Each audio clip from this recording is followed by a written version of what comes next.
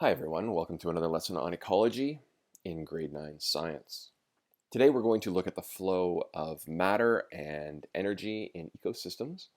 And we're going to look at something that you've studied before in elementary school. We're going to look at food chains, and we're going to add a bunch of food chains together, and we're going to look at food webs. And then we're going to look at how ecologists document and diagram the flow of matter and energy in ecosystems, and we're going to look at some ecological pyramids. So let's get started. One of the things we should go through are the learning objectives. So we need to know what we're going to look at today. We want to be able to describe the flow of energy in an ecosystem. So energy flows through an ecosystem. It ultimately all comes from the sun, and it flows through it and eventually all becomes heat. I can discuss the cycling of matter in ecosystems. We can't have matter just flowing straight through an ecosystem or we'd run out of it. And so matter cycles in an ecosystem. I can diagram a simple food chain. I'm pretty sure that most of you could do that already. And I can combine food chains into a food web. Also, you can discuss what an ecological pyramid of numbers and energy and biomass are and why they're shaped this way. So let's start with a little bit of vocabulary that we have had before. And we're going to look at it a little bit more in depth. So we need to know what an ecological niche is. And this is a label that biologists like to use to describe the role or the part that a species plays in an ecosystem. And as we've learned more about ecosystems, we've learned that this role or this, the script that a species reads about its play in the ecosystem often isn't quite as easy to put into a label as you might think. So scientists like to use words like herbivore to describe something like a rabbit or a deer or a caterpillar. These are organisms that eat. So vor is a Latin word for eat, and herb is plants. So herbivores are plant eaters. Similarly, a wolf or a coyote would be considered a carnivore. Carnivore, the root of which carn meaning meat and vor again meaning eating. Omnivore, something like a raccoon, something like yourself as an animal. These are things that eat everything. So raccoons are very well known to eat plants and fruit and vegetables as well as insects and small animals. And finally, a scavenger, an organism like a turkey vulture that feeds on dead animals. They're extremely important in our ecosystems because they help matter cycle back. Let's put this into a food chain. So at the bottom of our food chain, we have what's called a producer. So here's our producer, and everybody else in our food chain is called a consumer. And energy flows from a producer through our food chain. I'm actually going to change my pen color so I can show you these arrows. And when you draw a food chain, we're going to draw a food chain showing the flow of matter and energy. And this is really important. So from grass, matter and energy flows to the grasshopper. And a mouse would love to catch and eat a grasshopper. So the energy flows from the grasshopper to the mouse. And a garter snake would love to catch and eat a mouse, and that matter and energy would flow. And a hawk would certainly consume a snake if it could catch it.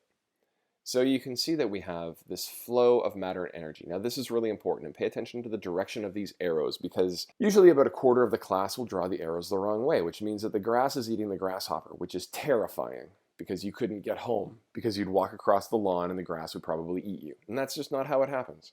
So the grass, energy and matter flows to the grasshopper, and the grasshopper's energy and matter flows to the mouse. And so please pay attention to the direction of your arrows, okay? And we can put some other labels on this food chain. So as we said down here, we have a producer. We call this a primary consumer. And you'll often see one with a 0 for a primary consumer. And this is a secondary consumer. And you'll see a 2 with a 0. And this is a tertiary consumer. And finally, you get to a quaternary consumer. And I want you to think about the numbers of these organisms. How many primary consumers would you have relative to secondary consumers, relative to tertiary consumers, relative to quaternary consumers? The other thing that I should mention here is that these various stages in a food chain are known as trophic levels.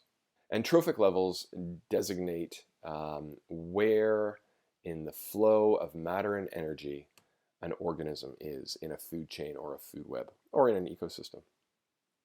Okay, so you have your trophic levels of primary consumer, secondary consumer, tertiary consumer, and quaternary consumer. Now let's combine some food chains. And we could draw a food chain here. I'm going to use a green arrow again. Here's our food chain that we originally had. So we had grass flowing to a grasshopper, and the energy of a grasshopper flowing to a mouse, and the mouse's energy and matter flowing to a garter snake, and the garter snake's matter and energy flowing to a hawk. But that's not how it works on its own, because you don't just have grass or wheat in an ecosystem. You also have dandelions, and a grasshopper would love to eat a dandelion.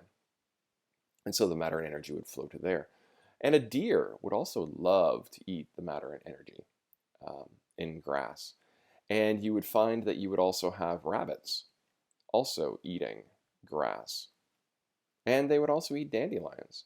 So you can see that the flow of matter and energy from producers, these three green things, to the rest of the ecosystem is actually much more complicated. And you would have deer eating oak leaves and acorns. And you'd likely also have grasshoppers consuming the same thing. But you'll also notice that the mouse is also going to eat an acorn. And you have a very complicated flow of energy from producers, organisms that get their energy from the sun, to consumers. So it becomes very complicated. And we can show that complicated flow of matter and energy with arrows in what's called a food web. And we can show who eats what as we add arrows to our food web. And without getting it too complicated, you can see that it can actually become quite a dynamic ecosystem. There's a couple of things that we should talk about here. The green stuff on our diagram, not the arrows, but the organisms. So the oak tree or oak leaves and the wheat and the dandelion. These are called autotrophs.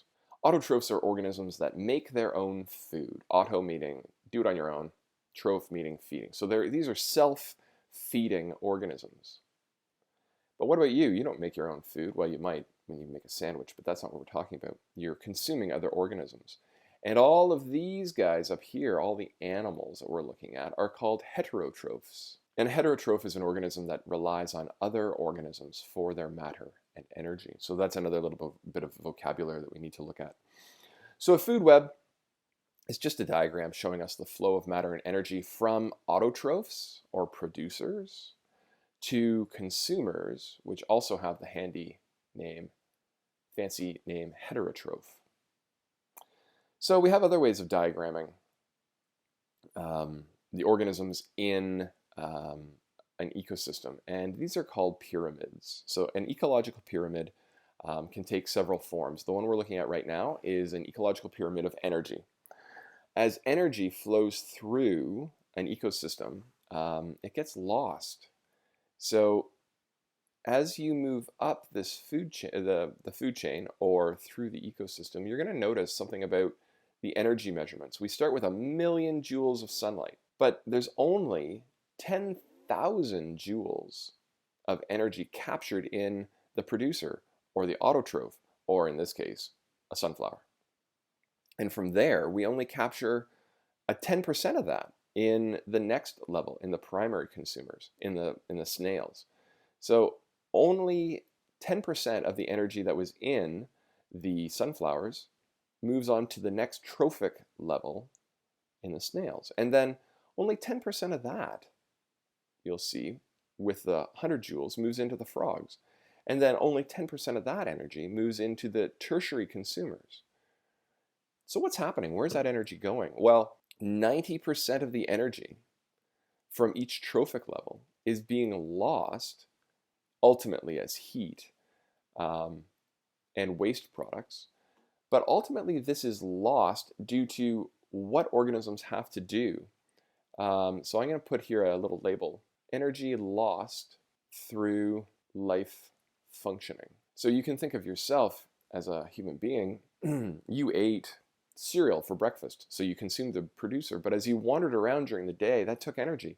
And that energy was in the form of motion, and it was heat energy given off by your body, and it was lost to the environment. And so if something was to come along and consume you, saber-toothed tiger or Tyrannosaurus Rex, then it could only acquire 10% of the energy that you consumed from the trophic level below you, because you've lost 90% of your energy going into your life functioning, growing, maintaining, looking after yourself.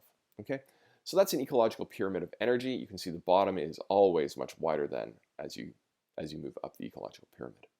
But there are other pyramids. There's an ecological pyramid of numbers, and you can imagine if we went out and we were to count the number of producers in the field of the school or your front yard, you'd find a whole lot of clover, a producer. And then you'd find a smaller number of snails as you move up a trophic level to primary consumers. And then you'd find a smaller number of birds called a thrush, the secondary consumer. And then you'd find very few sparrowhawks. You might only find one as you moved up. So this is a pyramid of numbers. And you can see the numbers become smaller as you go up, generally because you have smaller amounts of energy to fuel each trophic level, because remember, 90% of the energy between trophic levels has been lost and 10% has been carried on. However, sometimes the pyramids of numbers are a little bit strange. If you look at an oak tree, you have one huge, massive oak tree. You have one. And on it, you have a whole bunch of, let's call them aphids, a primary consumer, an insect. So you might have one oak tree and 10,000 aphids. So let's put a 1 there, and we'll have 10,000 aphids. And then we'll have 20 woodpeckers. And this pyramid of numbers seems upside down. Maybe there's a problem with what that pyramid is kind of showing us. It's not really very valuable when it shows us what's going on. So let's take a look at another pyramid that kind of takes that into account. And let's take a look at a pyramid of biomass. So you can see here a similar pyramid to what we were talking about before. We have an oak tree, we have one of them, and then we have caterpillars. Maybe we have 10,000 caterpillars, and then we have little bluebirds, and we might have 10 of them, and then we have one sparrowhawk. Whereas if we were to look at the actual biomass in each of these trophic levels, well, the biomass shows us a different story. The biomass, the living matter that makes up that oak tree, is very, very big, whereas the living matter that makes up the caterpillars is smaller than that of the oak tree. And the living matter in the secondary consumers is smaller than the living matter in the tertiary consumers. And so this pyramid of biomass that we see growing like a pyramid does a better job of demonstrating, first of all, the biomass in each trophic level, but also the energy level, or the energy amount in each trophic level. Okay? So you can see that we have 3 different kinds of pyramids. We have pyramids of biomass, we have pyramids of numbers, and we have pyramids of energy. These are all very important to know. The key thing to know here is that as we move through a food chain or up through trophic levels, we lose about 90% of the energy in each trophic level for life's functioning.